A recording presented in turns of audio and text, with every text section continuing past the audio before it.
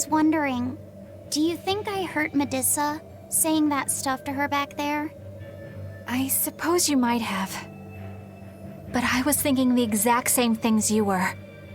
Losing a mother. It's always a tragedy.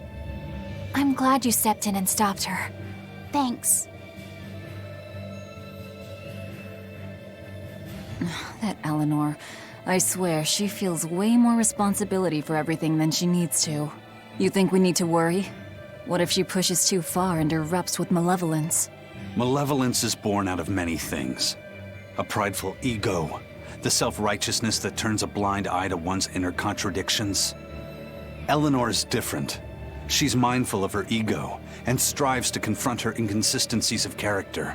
She has a purity of heart that won't be tainted by the emotions that create malevolence. No other quality is as essential for an exorcist. So she's probably okay? For now, at least. But human hearts can be fickle things. Who knows what the future holds? I doubt you got anything to worry about. For most exorcists, purity is a construct of the Abbey's teachings. But Eleanor, she's the real deal. She's not your average exorcist, I'll give you that. Purity is handy for any exorcist. But more than that, it's a rare and precious temperament for living. Everybody's got an ego and certain internal contradictions to some degree. Facing one's own ugliness in an honest manner is never easy. To be a normal human is to live carrying malevolence. It's just how much you let it control you that varies. I guess malevolence might just be a fact of life, huh? But Artorias can't accept that.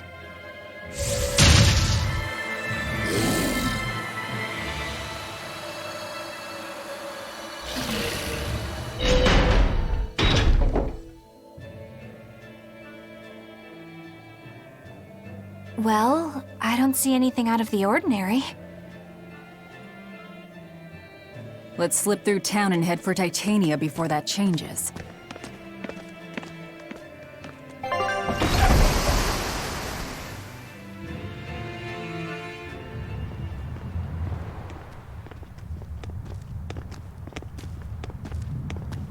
So this is your secret hideout. Once I get free, he won't stand a chance. You all had better sleep with one eye open. Look how worried I am. Welcome back! That's Kamoana. She's the same age as Diana. Did the Abbey really turn someone so young into a Therion?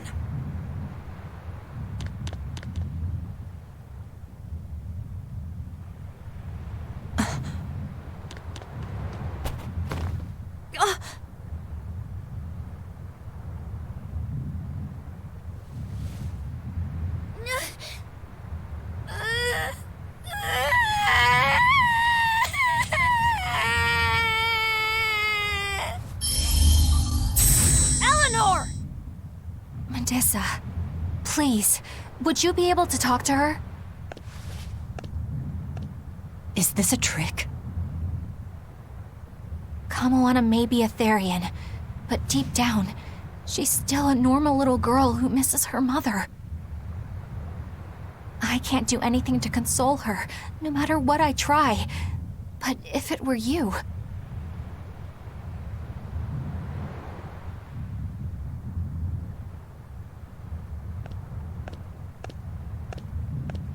You okay? You can call me Medissa, all right? Do I scare you, honey? A little, but not as much as Velvet and Dial. But don't you think I'm scary? I had a bad dream earlier. My mommy said I looked scary and that she didn't want me anymore.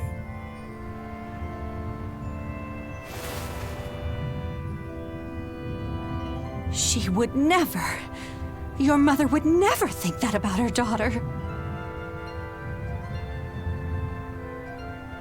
But how do you know? Because I'm a mother too. Mothers always love their children, no matter what. No matter if we die. No matter how the world changes. There's nobody who loves you more in the world than...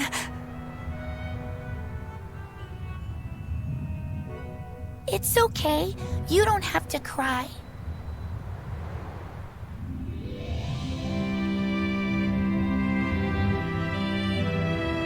I hope Kamoana and Medissa won't have to feel so lonely anymore.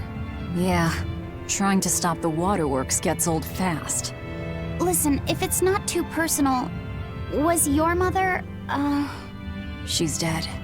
I lost her when I was even younger than you. Oh, I'm sorry to hear that. It's fine. It just means we've got things in common. So no feeling sad and alone, okay? Oh no, I'm fine. I don't feel lonely or anything, I swear. What's gotten into you? You're so strange sometimes. No, I'm not. Eleanor, I'll have you watch over Kamoana and Medissa. Yes, of course. I'd be honored. Thank you. Are exorcists supposed to be so polite to a grand poobah of calamity or whatever? Sure, why not? Besides, the Demon Lord ought to not trouble herself over such trivialities. Velvet, Grimoire's calling for you. She says to bring Laphicet and meet her at the observation tower. Got it. We better get going then.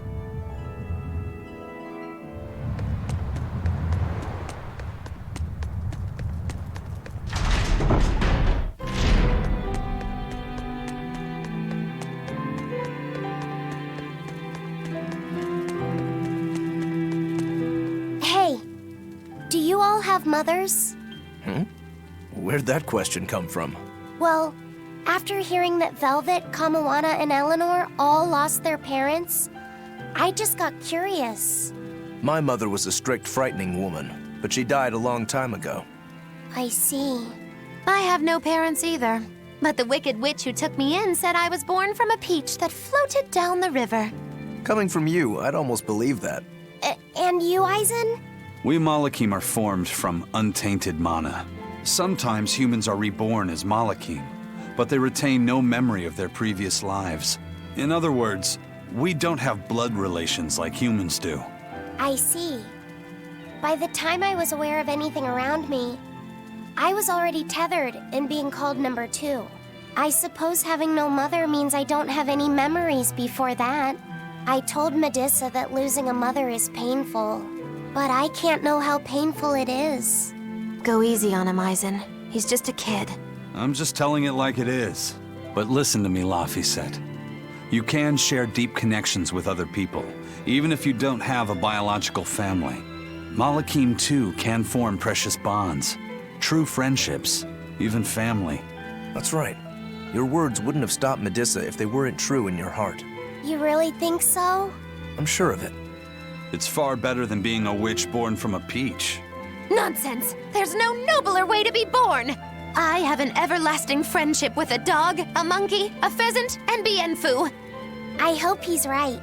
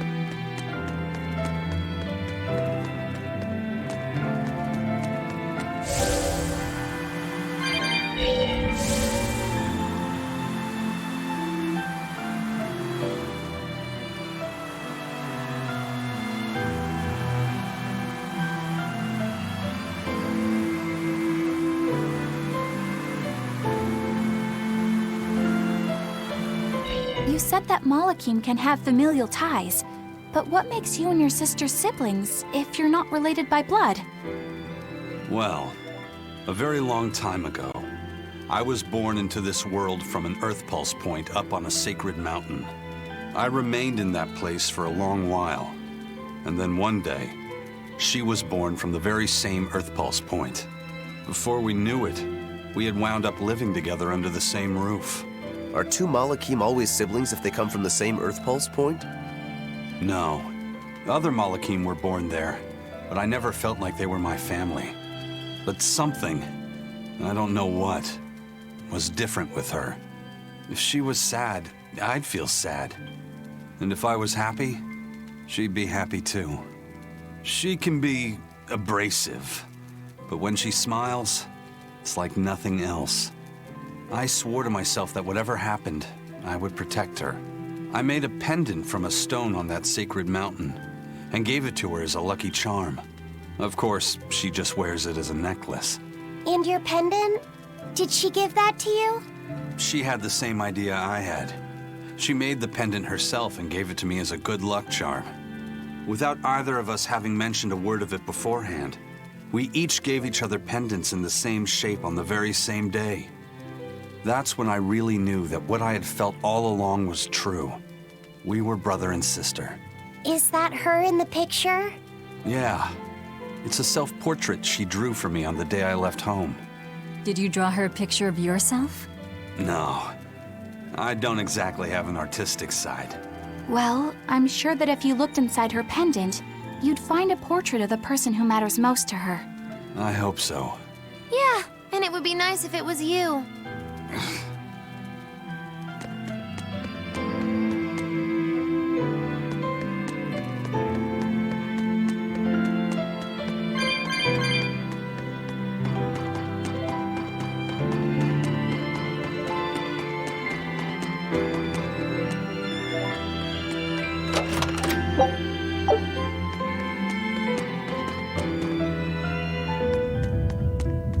Ah, there you two are. Hi, teacher. Have you made progress deciphering the book? I have indeed. It turns out there was a second counting song. I've already transcribed it. Would you read it aloud for us, child? Okay. When the 8 malevolences overflow, in the culmination of mankind's despair, Innominat will bring an end to all peoples and restore them to time immemorial. 4 Empyreans shall wield a wrathful sword and cleave the great devourer, 2 asunder to sleep beneath the earth, as scarlet moonlight illuminates the evil. The nameless Empyrean hath one heart. The nameless Empyrean hath one body. Oh, yet more delightful material to keep us awake at night. If I'm understanding this right, it's discussing the specific nature of Innominat? That's what I believe, yes. When the 8 malevolences overflow in the culmination of mankind's despair, Innominat will bring an end to all peoples. So, when the world is at peak malevolence, Innominat will use that power to bring an end to all. Is that it? He's going to wipe out all of humanity? Is that what the Abbey is after? Is that why they've been trying to bring back Innominat? No, Artorias is not that kind of man. His 2 primary ideals are the many over one, and the restoration of order through will and reason. He sacrificed Laufey to protect this world, not to eradicate it. You mean that's who he is as far as you know, yeah? People change, Velvet. Perhaps the shepherd gave up hope. Maybe he lost faith in mankind. Fools prone to sin, endlessly generating malevolence. He's not like that. If that's all true, then what point was there in Laufey's death? Is there anything else in that book? Yes and no. This copy itself is incomplete. There ought to be further pages, but they're missing. For now, I've done all I can. There must be an original somewhere, right? Without it, I doubt the Abbey would be plotting Innominat's revival. We can be sure they have complete understanding of their Empyrean's nature. But this was the only copy in the royal villa. If the original is out there, who knows where it could be? It's getting pretty late. Why don't we call it a day? Yeah, let's get some rest.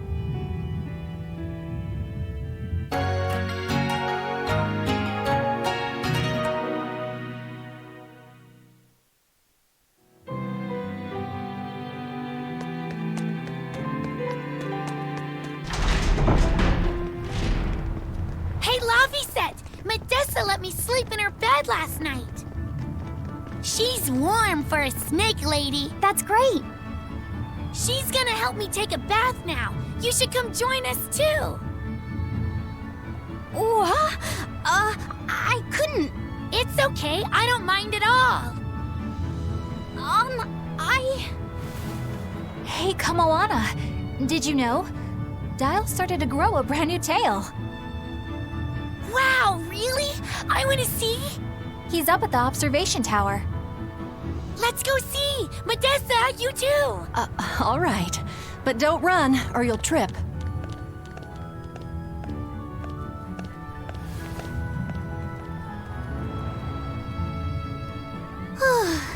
Thanks, Eleanor. I appreciate it. Having some girl trouble, my little Moloch? I'm just glad Kamoana and Medissa are starting to feel better. Yeah, they both still have a long way to go, but it's such a relief to see them smiling. We've got bigger things to worry about.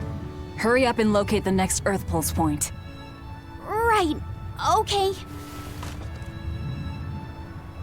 Must you always be so blunt, Velvet? I must, in fact. We're up against the Abbey here, and sooner or later they'll find this place. That's true, but still. Do we go find another hideout? No, we'll keep on the offensive. We'll capture the remaining Therions before the Abbey finds us. As a swordsman, I can respect that mindset. I'm not so sure we could hold this place anyway. And we've got no obligation to.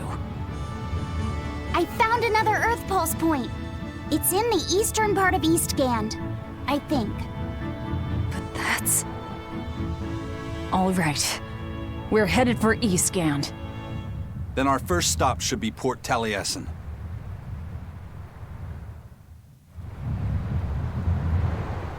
Grimoire always looks like she never wants to do any work, but despite all her grumbling, when she starts a job, she gets it done. And quickly, too.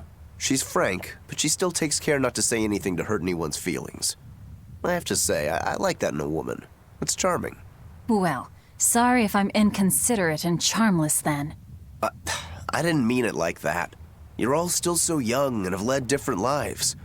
Can't fault you for being you. Well, if you're saying we lack a certain air of maturity, I might not disagree. That's for sure. It's true Lord Artorius has scolded my lack of composure at times. Although I do get the impression that Grimoire has been dependable like that since she was young. And it's a good impression at that. Old Grim's been that way since the day she was born. I hate to admit it, but her combination of insightful words and deadpan expression has charmed the hearts of many a Moloch. At her peak, she had a fan club 8,848 members strong, and her dinner shows would sell out the day the tickets went on sale. Molochim came by the droves to doze off listening to her live readings of ancient books. Wow! I had no idea she was so popular. Yeah, she's even a regular feature in Who's Who Among Norman. Now that I think about it, I could see how a person could interpret her lethargy as patience and her vague dispassion as maturity and poise. Compared to her, I'm just... Were you just trying to imitate her? No, I didn't mean to. Whether you meant to or not, that kind of felt like her just now. I can see it in you, waiting to be awakened. That sophisticated charm. Me? Sophisticated and charming? I don't know. Try talking like her. You know how she lets her sentences trail off. This is your make or break moment here. All right. I think I know what you mean. Here goes nothing. Oh. What do you think, Laphicet? Do I sound like her? It feels a little off, but you're definitely doing it. I think. You don't have to grow up, Madam Eleanor. You're cute just the way you are. You stay out of this, Bienfu! When mankind's despair reaches its pinnacle, Innominat shall reach out and bring an end to all. So that song bothers you too? No matter how many times I read it, I don't see any good in it. Understanding that ancient tongue is difficult, right? Perhaps there's another interpretation? Maybe the end to all actually means an end to all human suffering, for example. That is a possibility. But we're far too lacking in material to know anything for sure. We need the other half of that book, or some other text on Innominat. We don't have the time to search for it. Wouldn't even know where to start looking. And don't forget that that book is just a copy. Whoever transcribed it might have made an error, too. That's an unexpectedly sharp insight coming from you. I'm an expert at errors. When Miss Magilu made me copy magic tomes for her, I did it pretty half-heartedly. Didn't that cause a lot of problems? Well, when she tried to cast a spell from one of the tomes, the spell exploded in her face. It's really her own fault, though. She told me to copy 100 books in 3 days! That's impossible! Oh, how cruel! Cruel is right! That witch is a real devil, I tell you! A slave driver! Bien Phu, let's go somewhere a little more private, shall we? Miss Magilu! Hush now. There's no need to worry. I'll make it a half-hearted punishment.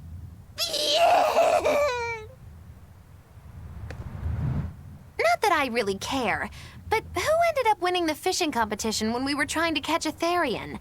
Man, that was a while ago. I lost because I came away with nothing. No, it was a draw. As I'm sure everyone remembers, all I fished up were octopus demons. We were competing over who would catch the Therion. Demons didn't count, so my score was 0-2. No, the loss is mine, and I'm not giving it to you. That's not just something you can up and decide like that. In fact, by fishing up those octopus demons, I put everyone in danger. That should count for negative points. I lost. Who cares? It was all in fun.